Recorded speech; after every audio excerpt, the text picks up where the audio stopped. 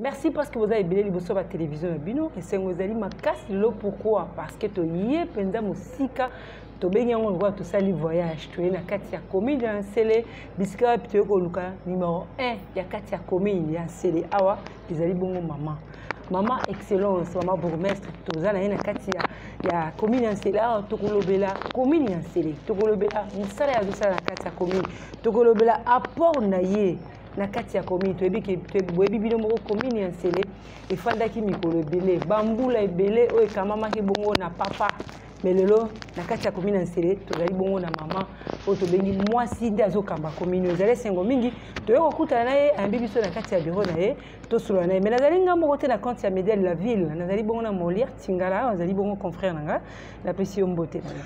Merci beaucoup, Ndeko Rosette Katumbi, une fois de plus, chers amis fidèles téléspectateurs de nos chaînes différentes de la ville province de Kinshasa. Un petit rappel, c'était déjà bel et bien introduit à travers ma consoeur, le média de la ville. Les médias de la ville, tout ça, on a des chaînes différentes, de nos chaînes différentes, et puis tout ça, on a Kaliboso.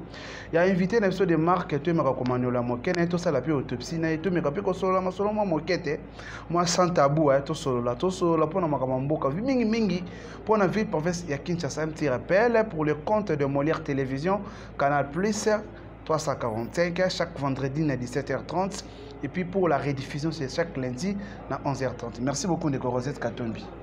Voilà, merci beaucoup Ndeko Chingala. Info Monde Magazine sur RL Pro, Binomo Boebi Bolandakano, presque chaque jour. Je crois que vous allez toujours informer à travers votre magazine. Et si vous allez belé, topé ça, inviter la bisso quand même la Kati. Malgré l'occupation, ce n'était pas facile, mais c'est par amour et surtout pour la lingue commune. Topé Mboka, on voit un bisso poto sola. Aïe, bisabino, maïma, sozo de la Kati, commune de l'Nsele. Mbote, maman, excellence, bourgmestre. Mbote maman. Voilà, tous les sengo, il y a quoi dans ma belle nayo. Tout le monde a dit moko ya mboka kati ya commune ya Nsele awa. Boni commune nayo, boni santé nayo zandini. Commune ça va. Et tambola malam. Bon. Mikakata no zanga kate, bisika nyonso bat bazani. Mais ça va. Ça va. Voilà, c'est un plaisir d'abord pour la biso koza liboso nayo maman. Vous savez plusieurs fois les cas capés n'attendent pas la ça la reportage mais tout le monde écoute mingi papa mais l'autre tu peux c'est quand même longo nyanayo puis le chef de l'état quoi le bagi betaka likambo c'était ya ba maman faut ba zoaper ba poste be na kati ya mboka na biso ko na biso to peso d'abord félicitations na kati ya commune Nsele wa aux yongo pena na maboko parce que ça fait très longtemps ils allaient toujours kotambusa na mobali et ça ngwe sala ko do ndingeni ko ya ko kamba commune Nsele bon natondi bino mingi pour na koya kotala ngai bah commune Nsele ezali commune pour laquelle je m'y attendais le moins na mutu na ngai ça ne ezalaki koleka teke mpo mosusu nakoki kozala wana nayebi kala ale nazalaka na hôtel de ville toyaka contrôle administratif bakonzi batinda biso le wana nazalaki na na direction urbaine j'étais chargé du personnel de la ville de Kinshasa. Bon. J'avais eu cette chance là de contrôler Nsele, Maluku, toutes les 24 communes. Ouais. Et jamais j'ai pensé que kaki koya kosa na Nsele makanisi na ngai ezalaki côté kuna te mais c'est une commune en expansion bango moko bazobenga yango une commune urbano-rurale. C'est vraiment l'urbain et les villages. Très bien. Voilà. Alors, maman, on s'attendait qu'il y ait un commune. En fait, le lot y a un commune. Différence ni yo moni na commune yo mutaki na oyo. Différence ni. Est-ce que vous avez des difficultés ma kasi koleka topé vous avez déjà la maîtrise ya musala yo kamba koza numéro 1 ya kati ya commune. Puisque c'est une commune administrative comme toutes les communes. À partir du moment que vous maîtriser le rouage administratif. Ça n'a pas de problème. La différence est que yango est plus large que Oyo Nazalaki Nango. Et ce qu'on a outé, commune Oyo est vaste.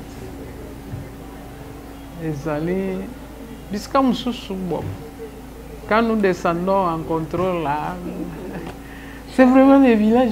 Vraiment. Ça fait du bien. Ça fait du bien. Oui. Voilà. Mais c'est toujours dans la ville-province de Kinshasa. La ville-province. Et puis, je me suis dit, quand vous êtes ici, il ne faut pas dire aux gens des villages que vous êtes à Kinshasa. Oui.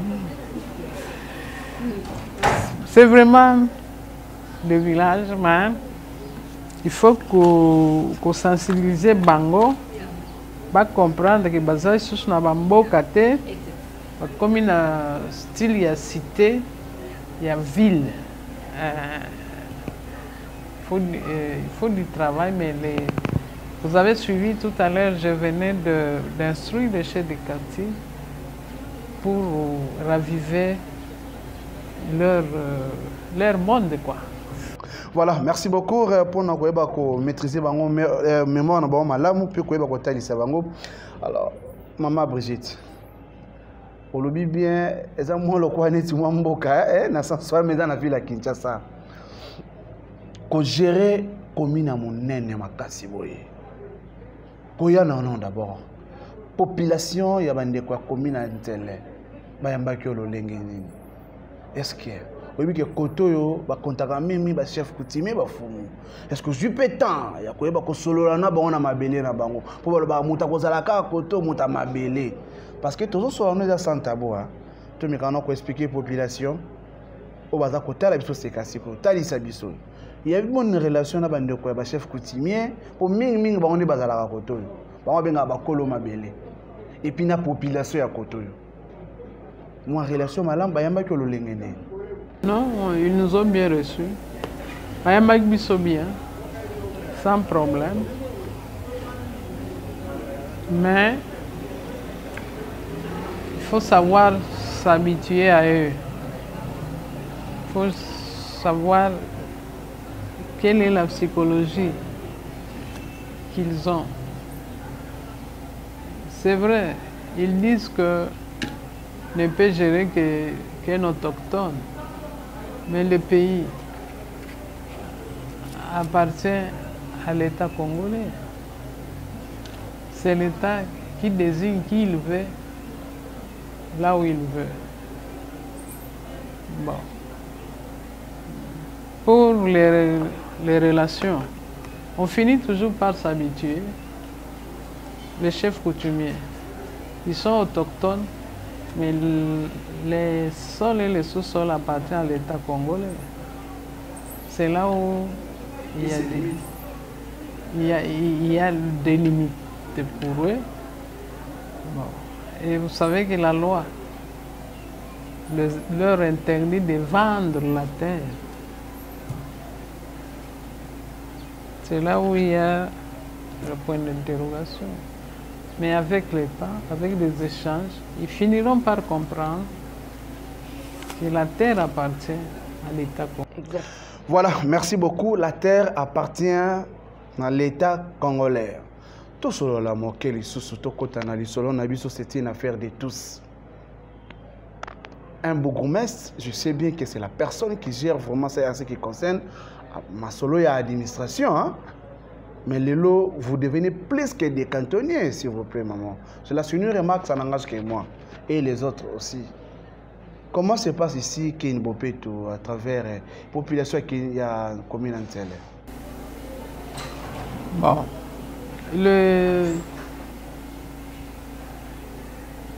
La population commence à comprendre.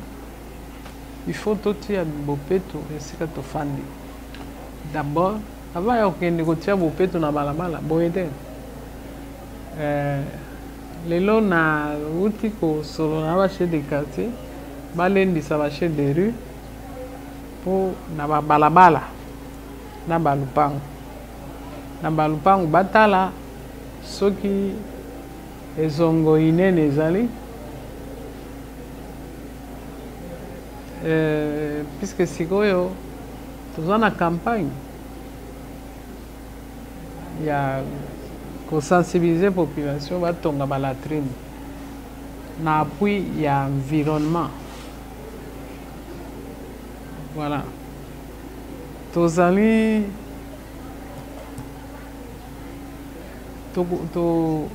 ka sensibiliser population pour comprendre l'intérêt ya bopeto esika tofandi. Po soki totiki salite lere ngongi akouta wana akokende koluka yo kote yo fanda akosuwa kaka ngai mutu naza wana. Et malaria libumu pasi o asalaki fièvre kaka 2 jours esili ake kaminganga bakoyebisa bino mutu wana akufi mpona nini te na bango na biso tokosutuka kaka mutu akei. Comme là je venais d'enterrer un de mes cousins hier, c'est que on ne sait pas ce qui est arrivé au juste. Bisika mosusu okotambola moyen ofanda ezali te sur la toilette. Phosphore wana ezouta na badal.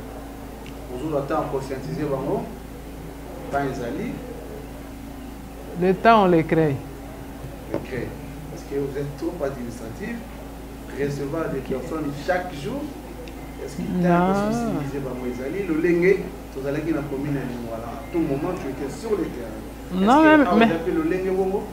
même ici je suis sur le terrain. Aujourd'hui je ne suis pas parti tout simplement parce que je devais m'entretenir avec les chefs de quartier dans leur ensemble. J'ai senti cette nécessité-là par rapport aux problèmes qui se sont posés pendant la semaine. Voilà, s'entretenir avec le chef de quartier, Bango aller-retour, aller encore s'entretenir avec les chefs d'Eri, c'est ça? Mais est-ce que suivez Zali?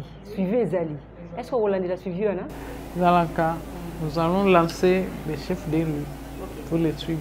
Ils sont tout le temps en contact avec vous? Le chef d'Eri? Si pas eux, leur cordon est tout le temps en contact avec nous. Leur cordon est tout le temps en contact avec nous. Voilà. Merci beaucoup, Excellence. Maman, toza na kati ya commune tozo continuer masolo ga italika commune wa nsela. Parlons un peu na likambo Italie affaire kuluna to pe insécurité. Ozo kamba commune yo. Tolobake na kati ya commune yo par rapport à likambo Italie kuluna to insécurité de to mona ba commune sous to sala pérage. Est-ce que na kati ya commune nsela longi likambo ngo kimia zanango? Kolonga c'est pas réel, nous avons au moins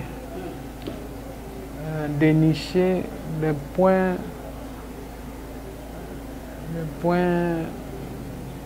importants pour eux, c'est-à-dire les sites importants de Kuluna. Ça, je ne peux pas dire parce que je risque de dévoiler ce que nous faisons. Mais sinon, déjà, à l'allure où vous travaillez, je crois que tout vous a qui me reporte. La sécurité m'accompagne, la police, la sécurité informelle.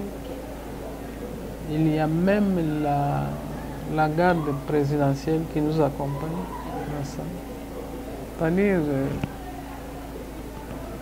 nous sommes obligés de les dénicher, de conscientiser. Ces enfants-là, vous connaissez bien, à Lingwala, je les avais bien maîtrisés. On y parviendra. Et c'est ce que nous voulons, énergie, voilà, pour appliquer. Pour appliquer. Très bien. Alors, toujours continuer là, toujours qui lentement sûrement parce que vous êtes tellement occupés, bazo zelo pe belo ya babango. Mais mutuna musuna ina bakisa ya mboke confrère nanga pe molera tuna. Nenga tuna par rapport à likambo tel Kinbupeto nazoika na nzela o confrère nanga lobaki Kinbupeto réellement est-ce que a respecté parce que na bo mesano to mona on a chaque commune ba bo mesa ba tele maraka samedi pour le Simba Congo. mais le reste de jours, tout pena batika la tout. Est-ce que Awa il arrive de force au conseil des Arabes, population? Si, la propriété, c'est pas seulement le samedi. Imaginez-vous Nandaku. Au tiki kaka ndaku ndenge wana po kombola samedi. Aux alandeni, ba pese pai, banzize pai, ba bunge pai. Tu vois ça? Or, natongo ndenge balakisa biso kokombola ndaku. Kombi olekisi kombo na bacoin. Lero ozolekisa kombo na bacoin. Bangungi oyo babatamaki wana bazokufa akufa plus suffit kaka kombo etutaye mapapu ekei moya pumbwa lisusu aya kosuwa mutu eza te liwa na ye eza motika te mpo okomona ndenge te bapese soki otiki bango na ndako omona ndenge bapumbwaka ere moko na butu okokanisa avion moko akoti na ndako bon. Et c'est compliqué un peu. Il faut qu'on combat chaque jour. De même qu'il faut qu'on combat Ndako, de même il faut qu'on combat Lupango, na libanda Lupango. Voilà. Nakata commune en cela, on a combien de quartiers? Mais est-ce que dans les quartiers, est-ce que moi, ma forêt, je peux y aller? Pour moi, ils ont tout fait. Moi, je vous avez combien de quartiers d'abord? 57. 57 quartiers.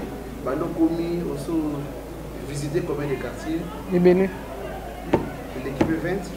L'équipe. Nous avons toujours dans mon salle les alliés. Voilà pour dire son réponse à François. Ouais. François a fait le forage, c'est comme sous les alliés. Mais partout où nous sommes passés, parce que banda qui dingi kuna. Toujours mata, toujours. Tikoyo, tout l'équipe bampasa nyonso toujours avancé.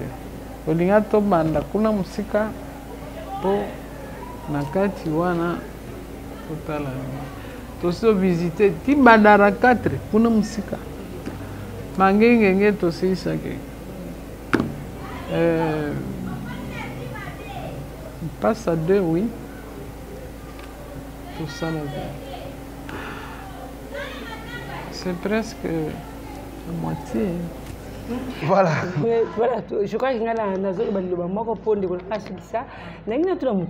avons visite nos Tambola 52 quartiers, au Tambola Mingi. Et finalité des amis. Parce que peut-être pour si y maï, la finalité pour une solution. Pour avoir une solution, pour avoir un programme de travail avec eux, puisque pour le développement, il faut connaître les besoins de la base. Vous comprenez? Ceux qui ont besoin, quand vous amenez un projet, vous avez bien. Problème à maille, problème à courant, problème à soins médicaux, problème à maternité. Il pose des problèmes réels qui, s'il trouve solution, c'est bon. Très bien. Voilà, si trouve solution, c'est bon. Merci beaucoup, maman Bougoumester. Il y a commune, il y a un télé, vraiment, il y a un mec qui vit sur les médias de la ville. Motuna Yasuka, vraiment pour notre émission. Alors, sans pourtant parler aussi au nom du chef de l'État, le président Félix Antoine Tshisekedi Tshilombo, béton. Alors, notre président est à un déplacement au Yébi, mais collègue Awa. Merci beaucoup. Voilà, on nous fait déjà signe. Question à Tobo Bangoya, tout à prochain numéro. Voilà un petit message phare pour le président de la République et sensibiliser seulement. Un message phare, président de la République, durant son mandat bientôt, toujours qu'il y a une élection pour 2023. Merci beaucoup, maman. Vous dites, je pense que on a besoin de la réponse. Voilà. Oui. Tozo Sengaye Abosana. Message nae te le peuple d'abord. Peuple wana ezosenga mai, esenga courant, esenga ba centre de santé, bisika mususu basengi avec insistance lokola na Kikimi kuna ba école officielle ekota kuna. Nyonso wana tozotiango na rapport ekomataka na bakonzi kuna. Mais abosana te po une de ses grandes préoccupations est l'enseignement primaire. La gratuité qu'il a prônée et qu'il a appliquée pour l'enseignement primaire est recherchée dans les confins de la commune. Dans tous les 4 coins, partout où nous sommes passés, on réclame ça. Des écoles officielles pour que les enfants aillent nombreux à l'école. On est partout là, au quartier Moko, plus de 10 000 habitants. Plus de 10 000. L'école des athées. Bazo kende bisika musika et problème mususu ezaya kufungula banzela. Ouais. Problème ya nzela eza sérieux. Tosengeli na Nzambe apesa makasi bwanya koleka oyo ya liboso makamu na biso eke liboso. Voilà, merci beaucoup, chers amis fidèles téléspectateurs de nos chaînes différentes, les médias de la ville. Merci beaucoup, vraiment, maman. On a désannoncé l'émission parce que ce n'était pas moi qui était vraiment l'animateur principal de notre émission. Un petit rappel à nos fidèles, tous les spectateurs, un petit rappel. Quand je dis un petit rappel, parce que vous restez toujours scotché devant vos postes télévision. Chaque vendredi, 17h30 sur Molière Télévision, Canal Plus 345.